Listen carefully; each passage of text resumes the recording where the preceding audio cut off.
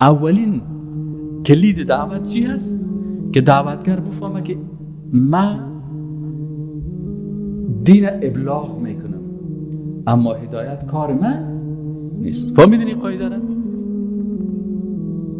اگر کسی دعوتش کردی و قبول نکرد، خلاص هدایت کار الله است. وظیفه پیغمبر چی بود؟ ابلاغ بود. الله متعال برای رسول الله صلی گفت انما علیک البلاغ و علینا الهدى. وظیفه تو رساندن است. هدایت کار کی است؟ کار الله. شما برای این نفر اینمی درس بگویید که باز در روز قیامت اتمام حجت شود، که باز در روز قیامت نگویه که یا الله اینمی نفر رخ برای من، این بچه رخ من مشتاخت میخویش برای من نگفت.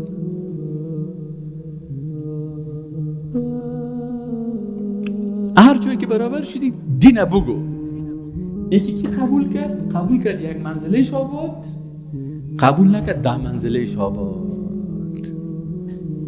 ما در صنفم شاگردای ما زیاد قسم شاگردا داشتیم. برشان بیفتیم برادر عزیز، ما دین براتان میگیم، توحید براتان تشریح میکنیم، قبول کردید هم اختیارتان، قبول هم نکردین اختیارتان. الله متعال میگه انا هدیناه السبیل اما شاکرا و اما کفورا. ما را برای مردم نشان دادیم. یک کسی از بسیار دوستش داری. رسول الله صلی الله علیه و چیز زیاد دوست داشت، ابو طالب. رسول الله صلی الله علیه و یک کسی بسیار زیاد دوست داشت، یک کسی بسیار بدش میامد. او را که زیاد دوست داشت میخواست که مسلمان شود. بسیار کوشش میکرد که کاش که مسلمان شود. او را زیاد دوست داشت. کاکایش بود. حتی رفت دوادی چیز برش داد. میکوشش گفت کاکا جانم یک دفعه میگوش ما بگو لا اله الا الله محمد رسول الله که در روز قیامت ما بخیزم و بگویم پیش الله که یا الله همی خوینه ما شنیدم. بر ما گفت که لا اله الا الله. اینقدر خوشحال بود که یک دقیقه چی رو بلند هم نمیگه داستا که دمی گوشم بگویم. لکن هدایت کار کی است؟ کار الله است. هدایتش نکرد. اما کسی که رسول الله بسیار بد میدیدم، چهرهش هم بدش میخورد سرش، وحشی بود. وحشی رضی الله عنه. وحشی رضی الله عنه. بگوین کدام تا جرأت میکنین که ابو طالب بگوین؟ وحشی را الله هدایت کرد. شیطان با هر کس یک قسم معامله نمیکنه. چی مانا؟ به اندازه ایمانت شیطان کتت برات شیطان روی میکنه. اگر 5 وقت نماز تخواندی یک شیطانک لاغر برات روی میکنه.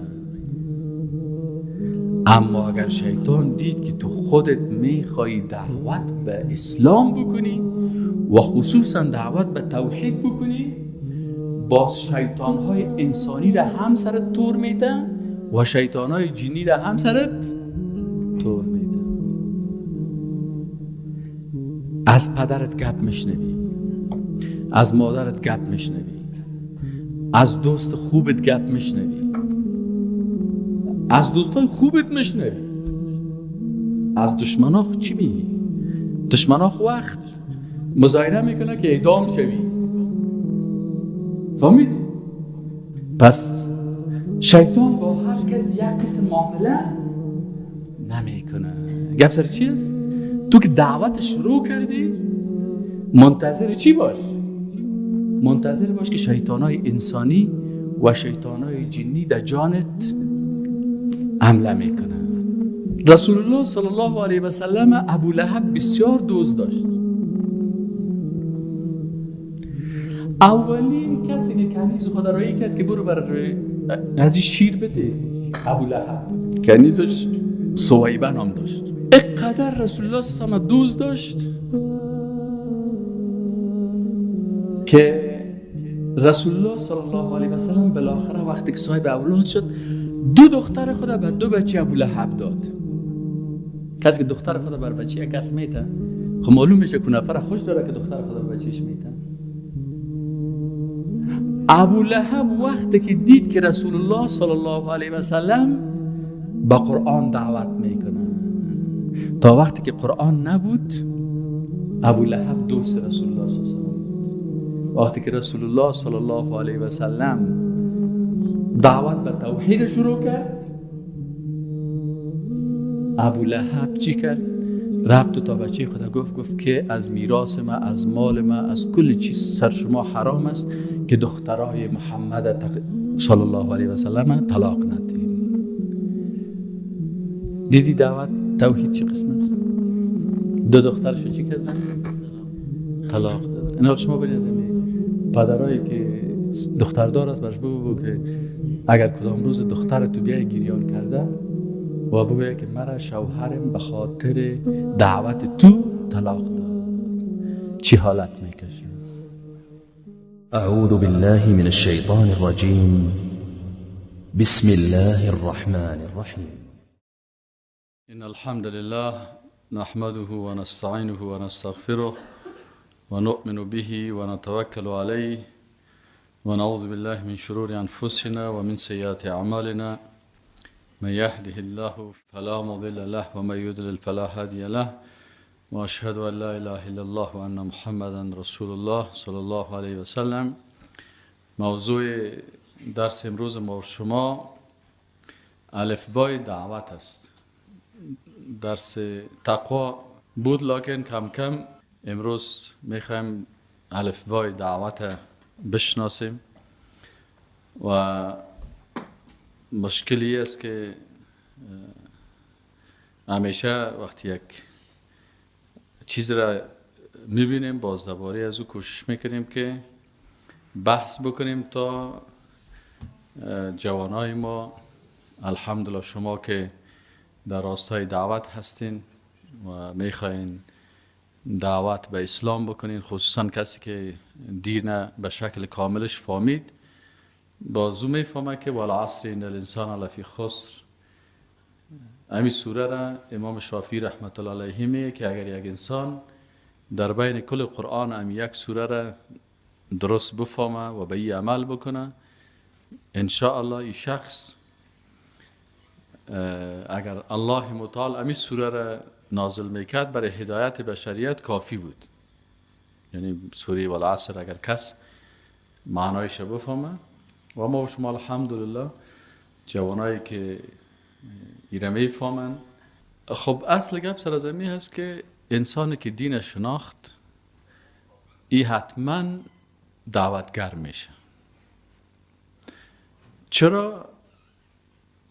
ان الانسان لفی خسر الا الذین، مگر کسی که سه صفت داشته باشه. چی هست صفتش؟ آمنو، ایمان، و عمل الصالحات، اعمال صالحه. باز دعوت است به حق و حق توحید است و صبر. و دعوت به حق و به توحید و صبر ای چی هست؟ اینمی دعوت است. پس هر انسانی که دین فهمید ای دعوتگر میشه، حتما دعوت به عقیده توحید میکنه. ولی ما و شما وقتی که دعوت میکنیم، من یک کتاب نوشته کردم به نام الفبای دعوت.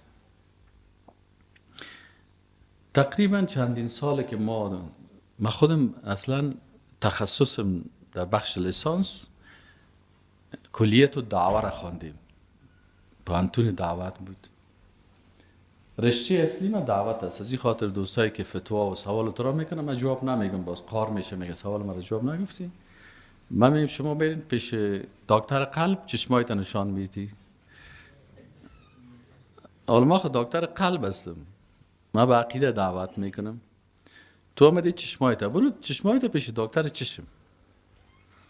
از این خاطر من بسیاری وقتا سوالایی را که نمیفهمم وقت خودم به اون نمیتم. چرا؟ هر کس باید در رشته خود کار کنه. اگر دکتر قلب برسه آناتومی و فیزیولوژی چشم بخونه، باز قلب از پیشش میمانه. حالا اگر من در اون مسائل بحث بکنم، باز همین اصل عقیده و دعوت از پیش من میمانه. فقها زیاد است، مفتی صاحبا زیاد است، اما فقها و مفتی هایی که دعوتگر باشن و عقیده درس بدن نیست. هر کس رشتهش. ما به اساس همی که لیسانسم هم در دعوت است و خودم هم تخلصم داعی مانده و زیادتر در بخش دعوت کار میکنم، اما 20 سال 25 سال چیزی را که ما یاد گرفتیم و در 20 سال 25 سال چیزی را که ما تجربه حاصل کردیم، کلی از او را به شکل یک کتاب کوچک به نام الفبای دعوت برای جوانان دعوتگر مثل وحید الله رحیمی، این تو جوانان هستن، مثل گلاب الدین، تخلص گلاب الدین چی است؟ گلاب الدین ملک زاده، مثل آجی صاحبونه که نامه بسیاری وقتا یادم میره. خوب آجی صاحب محمد عارف تخلص دارن، یوسف زیف صاحب، مثل دیگه برادران ایفرام دیگه، انجینیر صاحب در موبایل ما نوشته کردیم، انجینیر صاحب عبیدالله، اون جوانی که ماشاءالله درس بسیار خوبش دیروز تشریح کرد، پدرش همونجا تشریف داره، چی نامت بشه؟ محمد هارون. و شما کلتان که من نامایتان رو نمیفهم چی جور کردیم برای زمین دعوتگران و دکتر سیودید، کسایی که نامایش هم میفهم میگم دیگه. اون بیادرزاده کاکا صفت میر، کاکایش هم بشناسم، کاکایش اندیوالم بود، خودش نام خدا برام نمیگه دیگه. برادر گلاب جان به نام برادر گلاب میشناسم ایشان. اینی دعوتگرای خوب ما، جوانایی که شما هستین، برای شما ما یک کتاب جور کردیم به نام الفبای دعوت. این درس امروز ما به خاطر ازی گرفتم که یکی از جوانان صبحکی برای من زنگ زده بود و کدام کس را دعوت کرده بود. باز گفت من بسیار کت شلگی کردم و جدو کردم. من گفتم برادر شلگی نکو. اصل دعوتی چی است؟ مثلا موسی علیه السلام الله برش تورات داد، اما قرآن برای موسی علیه السلام داده نشده بود. موسی علیه السلام تورات داشت و محمد صلی الله علیه و سلم برش قرآن نازل شد. تلک الرسل فضلنا بعضهم علی بعض، برای هر کدامش یک فضیلت خاصی داده شده بود. پس اگر برای موسی علیه السلام تورات داده شد و به محمد صلی الله علیه و سلم تورات داده نشد، به این معنی نیست که فضیلتش کم شد. هر کس فضیلت خود داره، هر پیغمبر فضیلت خود داره. حالا بعضی چیزایی که برای آدم علیه السلام نامهایش گفته شد، این نامها را رئیس ملائکه که جبریل امین است یاد نداشت. وعلم آدم الاسماء كلها ثم عرضهم على الملائكه فقال انبئوني باسماء هؤلاء ان كنتم صادقين قالوا سبحانك لا علم لنا الا ما علمتنا. یا الله ما علم نداریم مگر چیزی که خودت برای ما تعلیم دادیم. الله متعال بر از اینا برای آدم علیه السلام چیزایی را تعلیم داد که ملائکه نمیفهمید. برای خضر علیه السلام هم اگر شما قرآن شریف هست اینجا یک دانه قرآن شریف بدین، سپاره 15 هم. بیا تو آرونجانی را پیدا که برای من سپاره 15 هم. بیا تیزی که مبتر میگم تو سپاره 15 هم، سپاره 16 هم آغازش پیدا کن. اینال بعضی کسات تصور میکنه که موسی علیه السلام چیزهایی را فهمید و چیزهایی را نمیفهمید که او را خضر میفهمید. و باز میگن خضر ولی بود، پس ولی که است از نبی که در رتبه چی است؟ یعنی بلند شد دیگه. اما قرآن اگر بخوانیم موسی علیه السلام قال له موسی هل اتبعك على ان تعلمني مما علمت رشد. اینجا در قرآن عظیم شان میگه که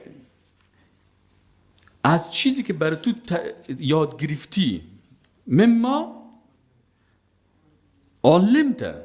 متوجه شدیم؟ خب باز در اینجا وقتی که هر کاری را امی خضر علیه السلام میکنه، فوجد عبدا من عبادنا آتیناه رحمة من عندنا وعلمناه من لدنا علما. الله متعال میگه بر زمین خضر ای علم ما داده بودیم، مثل که پیغمبر سا میگه الرحمن علم القرآن. بر رسول الله سلام کی تعلیم داد قرآن؟ الله. جبریل امین آمد از جانب الله برش فرماند. آل خضر علیه السلام یه علم از کجا پیدا کرد؟ الله برش داد. آل ای خضر علیه السلام که پیغمبر الله هست، ای علم الله برزی داد. خب این در قرآن ثابت است. اما یک شخص دیگه میخیزه میگه من هم مثل خضر واره علم دارم. ما او از کجا پیدا بکنیم که از کجا کرده علمه؟ از خضر علیه السلام خود در قرآن ثابت است، از آدم علیه السلام خود در قرآن ثابت است، از رسول الله صلی الله علیه و سلم خود در قرآن ثابت است. صحیح است؟ همین شخص را که خودت میگی ما از چی بفهمیم که یک ولی الله از کجا کرده علم؟ اینال وقتی که سند نداریم ما نمیتونیم عقیده کنیم. امیل بسیاری کساست که عقیدهشان چی هست؟ عقیدهشان خراب است و ادعای نبوت میکنن. بعد از رسول الله صلی الله علیه و آله زمان پیغمبر صلی مجرد پیغمبر صلی فوت کرد، چند نفر دعوای پیغمبری کردن. وقتی که این اشخاص خیستن، مسیلمه کذاب بود و اسود عنسی بود و طلیحه بود و یک زن حتی خیست به نام سجاح، گفت ما پیغمبر هستم. مسیلمه گفت ما پیغمبر هستیم. گفت خیبه یکی ما گرل فرند شویم، دیگه ما بای فرند شویم. باز هر دویشان ازدواج کرده. با سجاح برای مسیلمه گفت خیمه را که ازدواج کردم کردی تو خود پیغمبر هستی، محرم چی باشه؟ گفت برو 2 وقت نماز معاف است، نماز خفتن صبح نخوان. امی آدم های بیدین که هست اکثرا چی میکنن؟ دین حذف میکنن، قیچی میکنن. برای تو دین میگه که دیندار هستی لکن دین قیچی کرده. مثلا رسول الله میگه دین 70 و چند شعبه داره. ای آدم بیدین چی میگه؟ میگه دین 1 شعبه داره. اینه میری که گرفتی تو خلاص جنتیستی.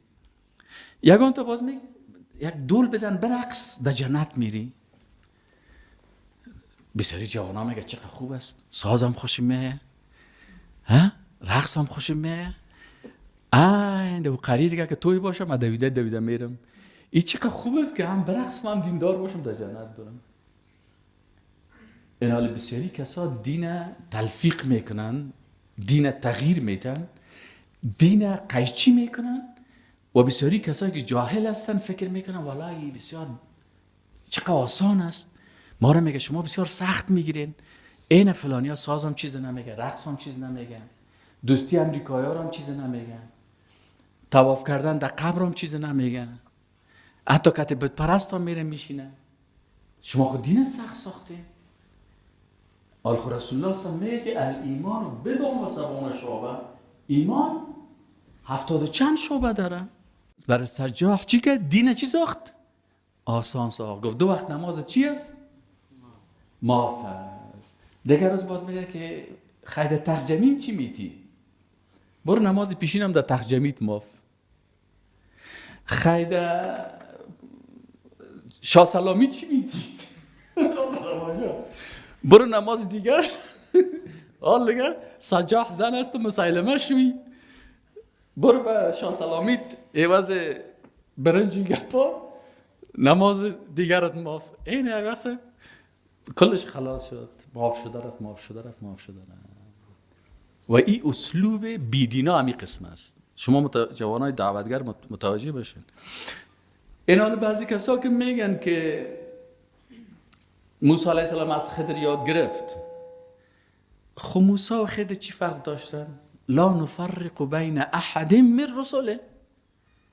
با آدم علیه السلام هم الله تعلیم داد، بر محمد صلی الله علیه و الله تعلیم داد، بر خضر علیه السلام هم تعلیم داد، بر موسی علیه السلام تعلیم داد.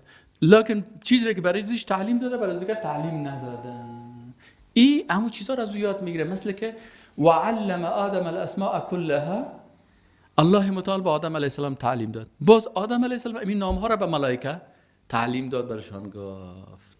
خب دیگه چی مشکل پیدا میشه؟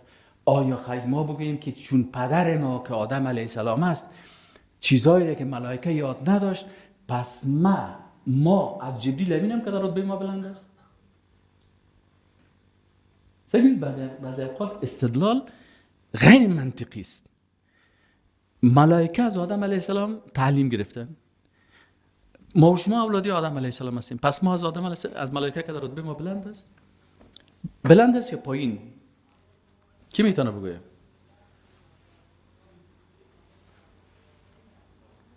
رتبه انسان ها بله بیاین میگین. خب بیا اینجا بگو، دستانه که بالا کردین بیاین. رتبه کی بلند است، از ملائکه یا از انسان؟ سلام علیکم و رحمت الله. و علیکم السلام و رحمت الله. خب تا جایی که شنیدیم از علما رتبه انسان دو حالت است، یا از ملائکه بلند میشه یا از حیوان پستر. پس اینجا انسان میتونه که رتبه انسان از ملائکه هم بلندتر میشه. خیلی تو جواب بگوین که بعضی انسان ها هست که رتبهشان از ملائکه کده بلند است و بعضی انسان هست که رتبهشان از حیوان هم کده پستر است. نظر به درجه و ایمانش. جزاک الله خیر. فهمیدی؟ خب اینال بعضی کسا میره استدلال میکنه که این خضر برای موسی علیه السلام تعلیم داد. در جوابش میگم که اول علما میگن که خضر هم پیغمبر بود و موسی علیه السلام هم پیغمبر بود. سیست؟ پس اگر یک پیغمبر از دیگه پیغمبر چیزی را آموخته هیچ مشکل نداره. اگر شما میگید که نه خضر پیغمبر نبود، ثابت کنید که پیغمبر نبود. آیت قرآن خود میگه که ما برزی برش علم دادیم. وقتی که الله برش علم داد وحی داد. آیا خضر این چیزها را از دل خود گفت یا وحی الهی برش بود؟ وقتی که وحی خبر داد پیغمبر شد. وقتی که پیغمبر شد پس چی معنا داره که شما میگین فلانی اشخاص از پیغمبر که اولیاء الله رتبهشان بلند است؟ نه، رتبه پیغمبر معصوم است و ولی معصوم نیست. رسول الله صلی الله علیه و پیغمبر بود، ابوبکر صدیق ولی الله بود. صحیح نه؟ شای اولیاء کی است؟ ابوبکر صدیق. بگویید شای اولیاء محمد رسول الله صلی الله علیه و سلم. بعضی کسا میگه شای اولیاء علی هست. وقتی که علی پادشاه شد رسول الله هم خیلی شد، وزیر شد. بعضی اوقات افراطیت است. افراط میشه. رئیس شاه اولیاء و بزرگ اولیاء پیغمبر است. کی است؟ هر پیغمبر در عصرش شاه اولیاء و دیگران رتبهش چی است؟ پایین تر است. ما و شما چی هستیم؟ ما و شما هم اولیاء الله هستیم. هستیم نیستیم؟ چرا اگر ولی الله نباشی، دوست الله نباشی، خیلی دشمن الله هستی؟ کل ما اولیاء الله هستیم. لکن در بین اولیاء الله یکی جنرال است، ما خود ضابطایش هستیم. در اولیاء الله هم کل یک قسم نیست. یکی جنرال است رتبهش، یکیش مثل ما ورد چپ راسی است. خیر است ما در اولیاء الله ما را حساب کنه، دوست الله هستیم. چرا که ولی دوست هم میگه جمعش اولیاست، دوستان. عدو دشمن هم میگه جمعش اعدا هست. سیست؟ پس هر مؤمن الله متعال ولی رو چه قسم تعریف کرده؟ الا ان اولیاء الله لا خوف عليهم ولا هم يحزنون الذين آمنوا و كانوا يتقون. دو صفت اگر داشتی تو دوست الله هستی: ایمان و تقوا. ایمان الحمدلله کل ما و شما داریم، و تقوا هم طبعا فرق میکنه. تقوای ابوبکر صدیق با تقوای رسول الله صلی الله علیه و تفاوت داشت، و تقوای ما با تقوای صحابه و تابعین و تبع تابعین فرق میکنه. تقوای ابو حنیفه رحمت الله علیه به مو اندازه بود که در خیر القرون بود، و ما بیچاره تقوای ما اینه قدر است که در شر القرون هستیم. ما ضعیف است تقوای ما تقوای ما مصیبه نداریم، هر کس تقوایش.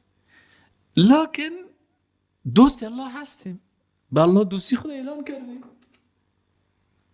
کل ما و شما اولیاء الله هستیم، دوستای الله هستیم. الله قبول کنه دوستی ما. کل ما میگیم به الله میگیم با دوست داریم، الله را دوست داریم و رسول الله صلی الله علیه و دوست داریم. من برای جوان گفتم من بسیار شله هستم در بی راستا که فلانی نفر جنجال دارم. من سعی کنم شما وظیفه پیغمبر چی بود؟ ابلاغ بود. الله متعال برای رسول الله صلی گفت انما علیک البلاغ و علینا الهدى. وظیفه تو رساندن است. هدایت کار کی است؟ کار الله است. شما برای این نفر اینمی درس بگوین که باز در روز قیامت اتمام حجت شود، که باز در روز قیامت نگویه که یا الله اینمی نفر رخ برای من، می بچه رخ من مشتاخت میخویش برای من نگفت.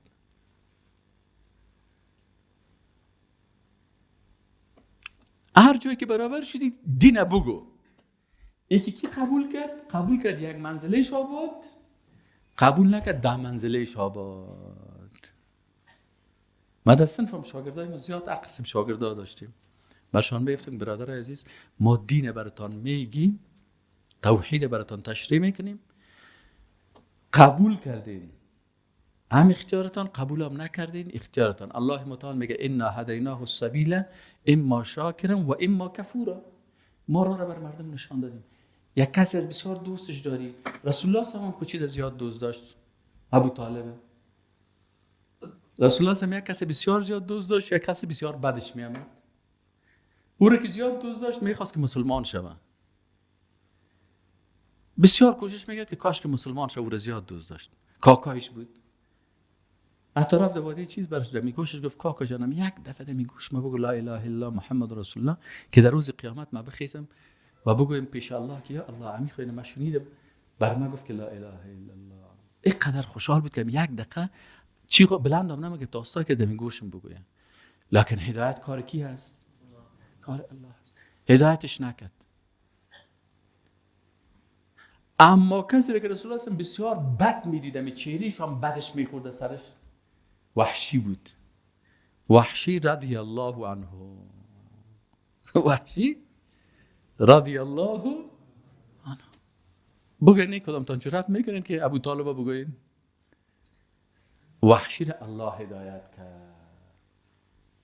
هدایت کار الله است. از این خاطر توصیه کردم، گفتم برادر به خاطر که در روز قیامت باز حجت نشه، باز نگویه که مرا کس نگفته بود، برای ما عذر بر جهل پیدا کو. این خب من برات گفتم وقتی که برای یک نفر گپ رسید باز عذر چی شد؟ خلاص شد، اتمام حجت شد. برش گفتی که خدا پیغمبر است و او پیغمبر بعضی گپا رو برای پیغمبر گفت. رتبه پیغمبر بلند است، رتبه ولی پایین است. خلاص قبول نکرد کتش جنجال نکن. دعوت برای چی است؟ اولین کلید دعوت چی هست؟ که دعوتگر بفهمه که من دین ابلاغ میکنم اما هدایت کار من نیست. فهمیدین این قاعده را؟ اگر کسی دعوتش کردی و قبول نکرد خلاص هدایت کار الله است. خب قاعده دیگهش دوم، وقت دعوت میکنین باید رئیس دعوتگرا که رسول الله صلی الله علیه و سلم است روش های خاص دعوت داره. اخلاق تا باید اخلاق کی بره بسازی؟ رسول الله صلی الله. هر وقت که دعوت میکردی یا تو قرآن باید داشته باش ولو كنت فظا غلیظ القلب لانفضوا من حولك. اگر فظ باشی، فظ چی مانا؟ تند زبان. غلیظ القلب چی مانا؟ سنگ دل. پس دعوتگر باید دو چیز نباشه. هر وقت که دعوت میکردی این دو چیز باید پیش چشمت داشته باشی. زبانت شیرین باشه، قلبت نرم باشه. زبانت شیرین باشه، قلبت. فهمیدین قاعده دومه؟ الف فهمیدین ب بود. فهمیدین الف بای دعوت. خب سومش قاعده سوم. قاعده سومی است که شیطان با هر کس یک قسم معامله نمیکنه. چی مانا؟ به اندازه ایمانت شیطان کتت برات شیطان روی میکنه. اگر 5 وقت نماز تخواندی یک شیطانه که لاغر برات روی میکنه. اما اگر شیطان دید که تو خودت میخوای دعوت به اسلام بکنی و خصوصا دعوت به توحید بکنی، باز شیطانهای انسانی را هم سرت تور میتن و شیطانهای جنی را هم سرت تور میتن. از پدرت گپ میشنوی، از مادرت گپ میشنوی، از دوست خوبت گپ میشنوی، از دوستای خوبت میشنوی. از دشمنا چی میگی؟ دشمنا وقت مظاهره میکنه که اعدام شوی. فهمیدی؟ چی میکنه؟ یک وقت یک چند نفر مظاهره کردن که من اعدام شوم. من گفتم باش یا کی هستن؟ رئیسش پیدا کردم. دم اینترنت رئیسش میگه که من مسئول خاد بودم در وقت دکتر نجیب. فهمیدی؟ امی حزب که میخوای ما را اعدام بکنه، من رئیسش پیدا کردم. گفتم یا خوشتکایش هستی در روی سرک برآمده، وقت توشتکا غرض نداره، امون ننکلانش پیدا کن. اصل گو کلانش که پیدا کردم، دیدم که گو کلان از او گو دیگه شیر خورده. فهمیدی؟ و خودش دکتر سیبدی در اینترنت باز تو تحقیق کن. خواجه محمد صدیقی رئیس حزب همبستگی در یک تلویزیون خودشی کردن، در یوتیوب هست، در یک تلویزیون مصاحبه کردن و گفته که من پرچمی بودم. پرچمی چی مانه؟ یعنی رهبرش کارمل بود و کارمل کسی است که کل بشریت میفهمه که وقت روسا آمدن افغانستان گرفتن، کارمل از مسکو آوردن. کسی که نمیفهمه او لوده است. کت لوده ما غرض نداریم، اما کسی که تاریخ میفهمه، تاریخ معاصر افغانستانه و کسایی که ریش سفید از همه بودن، فهمیدی؟ اگر کل ریش سفیدا میفهمن که وقتی که روسا در افغانستان آمدن، کلش میفهمن گردن ریش سفیدای ما بسته است که برای جوانا حق نمیگن. کل ریش سفیدا میفهمن که روسا آمدن افیزالامین کشتن. بعد از اینکه افیزالامین روسا کشت، کارمل در شوروی بود. روسا که آمدن تانکایشان کابل گرفتن، افیزالامین کشتن. کارمل عین از اتحاد شوروی که نمیفهم در تاجیکستان بود یا در ازبکستان بود یا در مسکو. ازبکستان بود. این از ازبکستان بیانیه داد. اینال حکومت دیگر را گرفتن، یزو جامد. آلی این نفر شاگرد یزوست. یا که آمدن در افغانستان در زمان در روسا چیزی که علمای اسلام بود کشتن.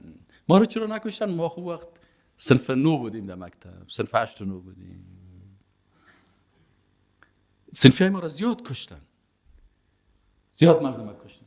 این حال یک مجلسشان خطا خوردیم، حال به نام دموکراسی ما را هم میخواهید مظاهره بگه که اعدام شوند، در حالی که محکمه خودشان ما را برائت داد. ما را 13 ماه برد، قاضی و محکمه اعلان کرد که استاد دایی، استاد راسخ و قاری طاهر و یک بچه که دیگر نجیب نام داشت که ما بود 4 نفر، سر از هیچ سندی وجود نداشت، 20 پایه کامپیوتر و هارد دیسک ما بود، بس دادن. انتشارات از هم کدام مشکل نداره، محکمه فیصله کرد خلاص. اما این انا لله و انا الیه راجعون، این شاگردهای روس، دشمنای سرسخت مسلمان ها، هنوز هم دلشان یخ نکرده، مظاهره میکنن، میگه که چی است؟ یا باید اعدام شود.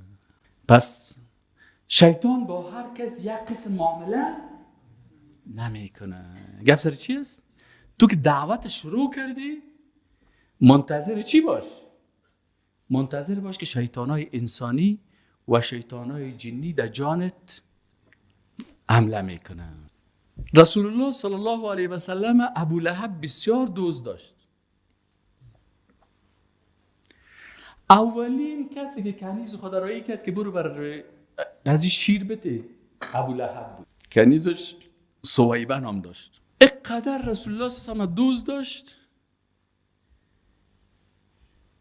که رسول الله صلی الله علیه و سلم بالاخره وقتی که صاحب اولاد شد، 2 دختر خود به 2 بچه ابو لهب داد.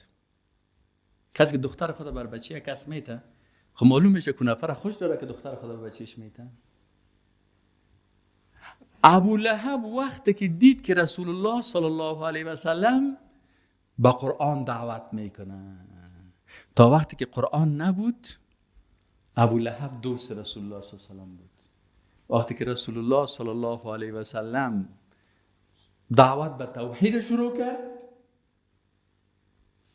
ابو لهب چی کرد؟ رفت تا بچه خدا گفت که از میراث ما، از مال ما، از کل چیز سر شما حرام است که دخترای محمد صلی الله علیه و سلم طلاق ندین. دیدی دعوت توحید چه قسم است؟ 2 دخترشو چی کردن؟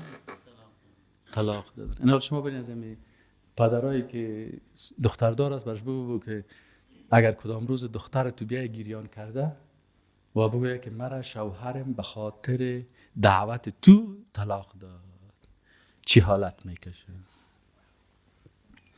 پس وقتی که دعوت دین شروع کردی، لقمان حکیم برای بچه خود چی میگه؟ یا بنیه اقیم الصلاه، بچه نماز بخوان و امر بالمعروف و انه عن المنکر. وقتی که نماز خواندی صحیح، باز چی کو؟